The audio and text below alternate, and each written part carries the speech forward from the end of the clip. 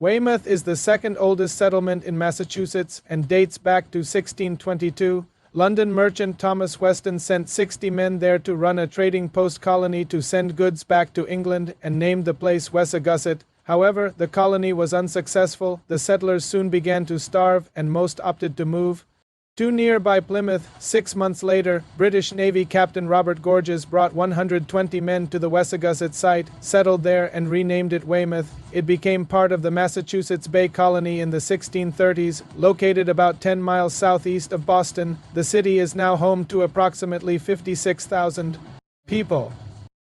You're likely familiar with the story of the Pilgrims landing at Plymouth Rock from elementary school classes, but the real history isn't exactly how many of us have heard it. The Pilgrims did arrive there and began to explore their new home in 1620, but it had already been named Plymouth since at least 1614 with Captain John Smith's journey. There are no actual accounts of the Pilgrims landing on the exact spot where Plymouth Rock sits today. You can go see it at the downtown oceanfront, and they had actually likely planned to move on from the spot, but many of the Pilgrims were sick and winter was looming. They built their settlement on a former indigenous cornfield, established their own government under a document called the Mayflower Compact, and operated as an independent province until 1691, when the place was absorbed by Massachusetts. The English history of Jersey City, New Jersey, located directly across the Hudson River from New York City, dates back to explorer Henry Hudson and the colony of New Netherland, which was established on Lenape indigenous land in 1623. Michael Rainier Spa, a knight, was given a land grant in what's now Jersey City, with the stipulation that he bring in at least 50 people, which he didn't do. In 1633, he had to sell his land back to the Dutch West India Company. Relations with the Lenape began to falter immediately because of the colonists' treatment of the indigenous people, and the settlement was almost completely destroyed within 10 years. The British remained in control of the land until the Revolutionary War. In 1779, Alexander Hamilton joined other leaders from New York and New Jersey to lay out and develop the city. Now, the city is home to nearly 262,000 people and surrounds the most well-known woman of them all, the Statue of Liberty. Though her address is officially in New York, the English history of Albany, New York, starts with a simple trading post and fort built by the Dutch in 1614 on Iroquois, and explorer Henry Hudson couldn't move forward any further on the present-day Hudson River, so his Dutch sponsors opened an administrative outpost for the Dutch West India Company at the point he stopped. On Westerlo Island, called Fort Nassau, due to ice and flood damage, the fort was moved north in 1615 and then replaced by the new Fort Orange in 1623. A little further north, the Dutch West India Company established a town called Beverwyck in 1652. It became known as Albany after the Duke of Albany when the Dutch surrendered to the British in 1664. Albany stayed under British power until the Revolution, and it was named New York's capital in 1797. Although it was officially founded in 1896, Newport News, Virginia, had been a city long before then. It first showed up in print as Newport's News in the Virginia Company's 1619 records.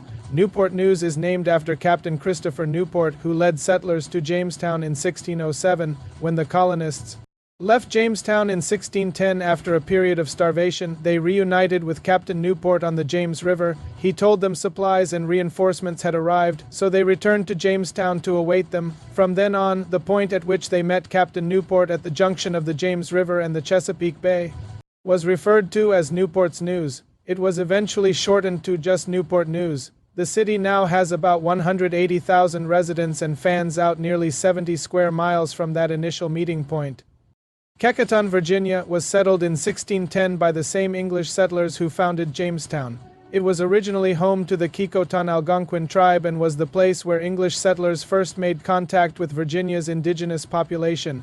While initial meetings were relatively peaceful, the English settlers soon drove away or tragically killed the indigenous population. By 1690, Kecoughtan was absorbed by the larger city of Hampton, Virginia, and remains a part of its municipality today.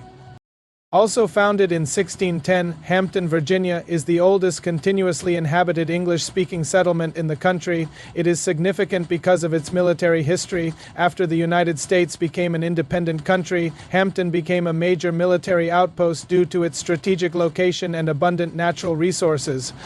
Hampton had easy access to both the Chesapeake Bay and the James River, making it a great port for shipping weapons and other supplies. This also made it an ideal defensive location. During the Civil War, Virginia itself was the capital of the Confederate States. Hampton, however, maintained status as a part of the Union during the entire conflict. Along with Newport News, Norfolk, and Virginia Beach, Hampton is part of the Hampton Roads metropolitan area, home to over 1.8 million people, and celebrates its status as the birthplace of colonial America.